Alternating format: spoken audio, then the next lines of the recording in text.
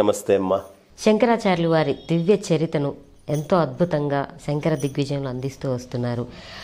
4 వేదాలని 4 పీఠాలుగా స్థాపించి ఈ భారతదేశానికి అందించారని అద్భుతంగా తెలియచేశారండి. మరి స్థాపించడంతో సరిపోదు కదండి, వాటికి ఏదైనా నియమాలు, నిష్టలు, నిబంధనలు ఇవన్నీ కూడా పెట్టే ఉంటారు కదా.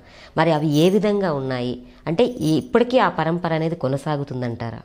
చాలా చక్కటి నియమాలను తీసుకొచ్చారమ్మా శంకరాచార్యులు వారు. ఇవాళ ప్రభుత్వాలు వచ్చి పాడు చేసినాయి, కానీ మనకి నిజంగా రాజ్యాంగంలో చాలా పెద్ద ఎసెన్స్ ఒకటి మిస్ అయ్యాం. మనం రాజ్యాంగంలో ఉందా అండి? మిస్ అయ్యాం.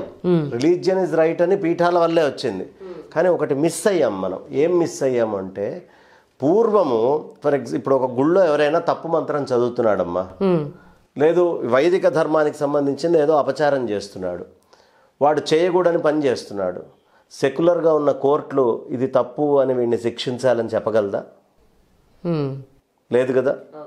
ఈ ఆచారం తప్పు, ఈ ఆచారం పాటించండి అని ఎవరు చెప్పాలి?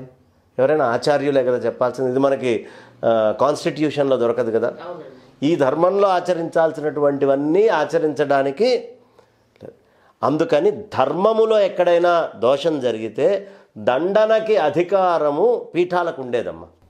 శంకరాచార్యులు వారు స్థాపించినప్పటి నుంచి తప్పు చేస్తే, తప్పుడు మంత్రాలు చదివితే, చెయ్యకూడనటువంటి పనులు చేస్తే దానికి శిక్ష అనేటటువంటిది వీళ్లే వేసేవాళ్ళు, ధర్మాచార్యులే.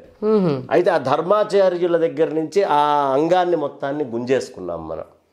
అది ఉంటేనే కదా భయం ఉండి జాగ్రత్తగా ఉండేది. ఇతరమైనటువంటి దాంట్లోకి పోవడము, ఇంకో దాంట్లోకి చొచ్చుకుపోవడం, ఇవన్నీ తెలియకుండా ఎప్పటికప్పుడు ధర్మం ఎప్పుడు తెలుస్తుంది? ఒక ఆచార్యుడుండి ఆ ఆచార్యుడి చేతిలో దండన అర్హత.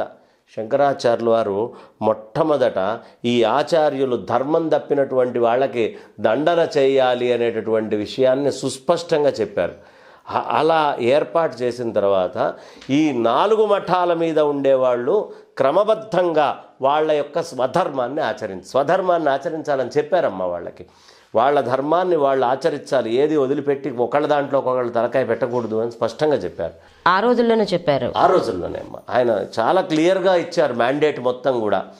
తర్వాత వాళ్ళ ధర్మాన్ని ఆచరించి ఆచార్యుల యొక్క తేడా ఎవరైనా చేసినప్పుడు, అంటే వాళ్ళు ఎవరైనా తప్పు చేస్తే దండనార్హులవుతారు అని వాళ్ళకి సర్వదా ధర్మ ప్రచారం చేస్తూనే ఉండాలనే దీక్ష పెట్టారమ్మా. ఇక అక్కడికి ఆగిపోకుండా ఎవరెవరికి ఏ ప్రదేశాలని ఏర్పాటు చేశారో, అంటే దక్షిణం మీది, ఉత్తరం మీది, పడమర మీది, ప్రాంగ్ముఖం మీది అని ఎవరెవరికి ఏర్పాట్లు చేశారో వాళ్ళు ఆ ప్రదేశాల్లోనే ఉండాలి. తిష్ట వేసుకొని ఓ దగ్గర కూర్చోకూడదు. వాళ్ళు ఎప్పుడూ ఆ ప్రదేశాల్లో సంచారం చేస్తూ ధర్మ ప్రచారం చేస్తూనే ఉండాలి. ఎప్పుడూ పీఠంలోనే కూర్చుంటాను అనే పదం వాళ్ళు చెప్పకూడదు. అంటే ఆ పీఠంలో ఉన్నటువంటి వారందరూ కూడా ధర్మ ప్రచారం అనేది ఖచ్చితంగా చేయాలి, తిరుగుతూ ఉండాలి, అన్ని చోట్ల సంచారం చేస్తూ ఉండాలి. సంచారాన్ని ఎప్పుడు ఆపకూడదు. వాళ్ళ ప్రదేశాల్లో ఎక్కడ తేడా జరిగినా సంచారము చేసి వాటన్నిటికీ సమాధానం చెప్పాలి అనే విషయాన్ని శంకరాచార్యులు వారు పూర్తిగా తీసుకొచ్చారు. నేను తీసుకొచ్చినటువంటి వర్ణాశ్రమ సదాచార ధర్మాలు ఏవైతే ఉన్నాయో వాళ్ళ ప్రదేశాల్లో యథావిధిగా వాటన్నిటిని రక్షించాలి అని ఈ పని ఆచార్యుల మీద భారం పెట్టారు. అయితే ఇప్పుడు ఇవన్నీ కుదరవు. ఇప్పుడు వచ్చినటువంటి కాన్స్టిట్యూషన్కి ఇవన్నీ కుదిరే అవకాశం లేదు. ఎప్పుడైనా దేశంలో ధర్మానికి గ్లాని వచ్చి ఎప్పుడైనా ఇబ్బంది ఉంది అనే విషయం అన్నప్పుడు, మాంద్యం అనేది ఏర్పడ్డప్పుడు వీళ్ళు బాగా దక్షతతో ఉండి ఎదుర్కోవాలి అని చెప్పారు. తర్వాత ఒకళ్ళ భూభాగంలోకి ఇంకొకళ్ళు వెళ్ళకూడదు అనేది నిస్సంకోచంగా చెప్పారు.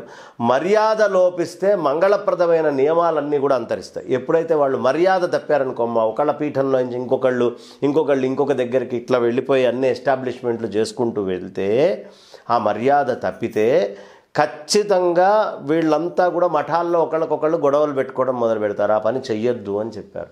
అంటే ఇది ఒక నియమంగానే చెప్పారు. ఇప్పుడు ఇక్కడికి వస్తున్నారంటే శృంగేరి వారి అనుమతి తీసుకొనే పూరి వారు వస్తారు, మేము సంచారానికి వస్తున్నామని. శృంగేరి వారు ఎప్పుడైనా తూర్పు భాగానికి వెళ్తే పూరి జగద్గురువులకు చెప్పి వెళ్తారు. అలాగే పూరి వారు బదరి వెళ్ళాలనుకోండి, బదరి వారికి చెప్తారు.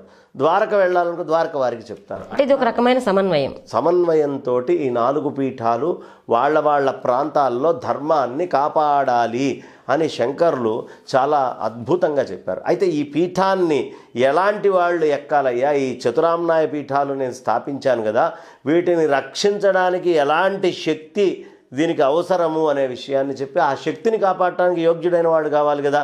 కాబట్టి శుచి అయినటువంటి వాడు, ఇంద్రియ నిగ్రహం ఉన్నటువంటి వాడు, వేదాంగాది మొత్తము విద్యలన్నిట్లోనూ విశారదుడైనటువంటి వాడు, సర్వశాస్త్రాలలో నిధిగా ఉండేటటువంటి వాడు, యోగి లాంటి వాడైనటువంటి వాళ్ళు మాత్రమే నా స్థానంలోకి ప్రవేశించుగాక అని చెప్పారు. అలా ప్రవేశించిన తర్వాత కూడా ఎలాంటి వాళ్ళు యోగ్యులు వచ్చి కూర్చుంటారో ఆ యోగ్యుణ్ణి నువ్వెవరో అన్యుడు అని అనుకోవద్దు, ఆ యోగ్యుణ్ణి సాక్షాత్తు నేనే అనుకో.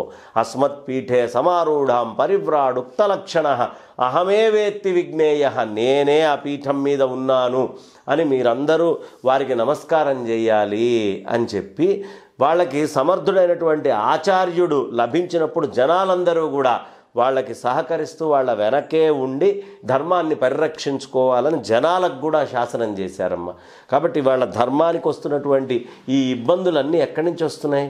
ఈ ఇబ్బందులన్నిటికీ మూలము ఆ ఆచార్యులైనటువంటి వాళ్ళు కనుక గట్టిగా కూర్చుంటే ఎవరు రాజ్యాలెక్కి రాజ్యాల మీద ఉన్నారో, పీఠాధిపతులైనటువంటి రాజులు, ఇప్పుడు మోడీ గారు కావచ్చు, లేకపోతే ఏ రాష్ట్రానికి చెందిన ఆ రాష్ట్రం ముఖ్యమంత్రి కావచ్చు, వీళ్ళ యొక్క ఆజ్ఞల్ని ఆధీనం తీసుకొని చెయ్యాలి అని శంకరాచార్యులు వారు ఆయన ఒక ఆజ్ఞ జారీ చేశారు. వీళ్ళని ఆశ్రయించే మీరు ధార్మికమైనటువంటి కార్యక్రమాలు చెయ్యాలి అని. ఇలా అనేకమైనటువంటి ఒకటి రెండు కాదమ్మా, ఎన్ని పెట్టారయ్యా అంటే అసలు మన ఊహకు అందదమ్మా.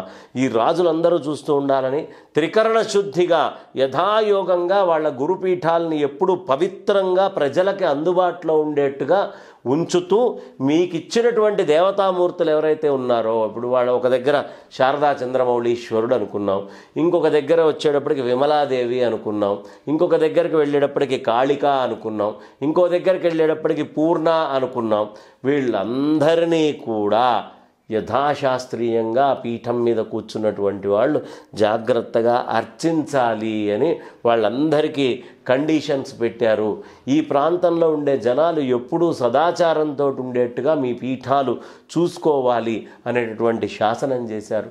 కాబట్టి శంకరాచార్యుల వారి యొక్క ధర్మ రక్షణ ఒకటైతే, అందరినీ ఓడించడం ఒకటైతే, ఆయన చెప్పినటువంటి ధర్మం స్థాపన చేయడానికి అడ్మినిస్ట్రేటివ్ బ్లాక్స్ కింద ఈ 4 చోట్ల పెట్టి మళ్ళీ వాటి నుంచి శాఖోపశాఖలుగా ఉపపీఠాలు అనేకం వచ్చినాయమ్మ. కాబట్టి స్వధర్మాన్ని అనుసరించి అందరూ జాగ్రత్తగా ధర్మమే అన్నిటికీ మూలము అనే విషయాన్ని గుర్తుంచుకొని మానవులైన వాళ్ళందరూ కూడా సదాచారాన్ని వదిలిపెట్టకుండా ఆచరించండి అని శాసనం చేశారు. మానవులందరికీ మూలము డబ్బు, అది సదాచారంతో అవలంబించి ఉండి డబ్బుని ఎప్పుడు సదాచారంతో సంపాదించండి అని చెబుతూ పూర్వం మనకు సంప్రదాయం ఉండేదమ్మా. ఏ ప్రాంతం వాళ్ళైనా, ఇప్పుడు మనం శృంగేరి పీఠానికి చెందిన వాళ్ళం, అలాగే మొత్తము ఉత్తరాది వాళ్ళందరూ కూడా ఆ ఉత్తర పీఠానికి అంటే బదరి పీఠానికి, ద్వారక వాళ్ళందరూ అంటే పశ్చిమం వాళ్ళందరూ ద్వారక పీఠానికి, తూర్పు వాళ్ళందరూ గోవర్ధన పీఠము పూరి పీఠానికి చక్కగా ఉన్నారు. ఇక్కడ తమిళనాడులో ఈ ఆచారం ఉంది. మన ఇళ్లల్లో పెళ్లి జరిగిన, మన ఇళ్లల్లో ఏ శుభకార్యం జరిగినా, ఏం చేసినా గురు కానుక అని గురువు గారికి మనం చేస్తున్నటువంటి పనిని చెప్పి ఒక కానుక జతపరిచి శృంగేరి పీఠానికి పంపించడము అనేది ఒక సంప్రదాయంగా ఉంది. తమిళనాడు ఇప్పుడు ఉందా అండి? తమిళనాడులో బాగా పాటిస్తారు అది. వాళ్ళు ఏ మంచి పని చేసినా జగద్గురువులకి గురు కానుక అని ఇస్తారమ్మా. ఇచ్చిన తర్వాతే వాళ్ళు పని చేస్తారు. మనం ఆంధ్ర రాష్ట్రంలో అది మర్చిపోయాం.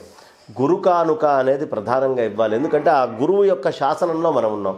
రాజుకి ట్యాక్స్ కడుతున్నావా? అవునండి. మరి రాజుకి ట్యాక్స్ కట్టినప్పుడు మనం బొట్టు పెట్టుకుంటున్నాం, మనం ఇవో చక్కటి వస్త్రాలు వేసుకుంటున్నాం, మనం భగవంతుడి గుడికి వెళ్ళి దండం పెట్టుకుంటున్నాం, మనం ధర్మానికి సంబంధించిన భారత భాగవత రామాయణాది గ్రంథాలని మనం అందరం చదువుకుంటున్నాం, అద్వైత వేదాంత తత్వాన్ని చదువుకుంటున్నాం. ఇవన్నీ చదవడానికి కారణం ఎవరు? గురువే కదా. ఆ గురువు దగ్గరే కదా ఈ అధికారం ఉంది. కాబట్టి గురువుకి మన ఇంట్లో జరిగేటప్పుడు మన శక్తి కొలది, ఏదో పెద్ద మొత్తంలో ఇమ్మని కూడా కాదు, మన శక్తి ఏమిటో దానికి తగ్గట్టుగా గురుకానిక ఇచ్చిన తర్వాతే శుభకార్యాలు చెయ్యాలి అనేది సంప్రదాయం. కాబట్టి ఇలాంటి సంప్రదాయాలన్నిటినీ శంకరాచార్యుల వారు ప్రతిష్ఠ చేసి అన్ని చోట్ల ఈ ధర్మ పరిరక్షణ అనేటటువంటి దాన్ని ఉంచుతూ అందరూ ఆచార్యులకి అనుశాసనం చేసి ఇగో దీన్ని తప్పకుండా జాగ్రత్తగా ఆచరించుకుంటూ వెళ్ళండి అని చెప్పి వాళ్ళకి సంచారం చేయమని చెప్పి ఎక్కడ అవసరమో అక్కడక్కడ ధర్మాన్ని కాపాడటానికి తిరగాలి అనే శాసనం వాళ్ళకి చేసి ఇంత వ్యవస్థ. అందుకనే ఈ రోజుకి మనం పెట్టుకున్నటువంటి మఠాలనే మీకు ఉత్తరాది వాళ్ళ దగ్గర మన నార్త్ ఇండియన్స్ ఇటలీ కానీ యుఎస్ కానీ ఇంగ్లాండ్ కానీ వెళ్తే శృంగేరి జగద్గురువులు కానీ చిత్రామనాయ పీఠాధిపతుల్ని ఇండియన్ పోప్ అని పిలుస్తారమ్మ. ఇండియన్ పోప్ ఎందుకంటారు అంటే ఈ ధర్మాన్ని రక్షించాలి అంటే వ్యవస్థ ఎక్కడ ఉంది అంటే కేవలం ఈ చతురామనాయ పీఠాలకి మాత్రమే వ్యవస్థ ఉంది అనే విషయాన్ని మనకు తెలియపరుస్తున్నారు. కాబట్టి ఈ వ్యవస్థని మనం అర్థం చేసుకొని ఈ పరంపరని మనం కాపాడుకోవాలి.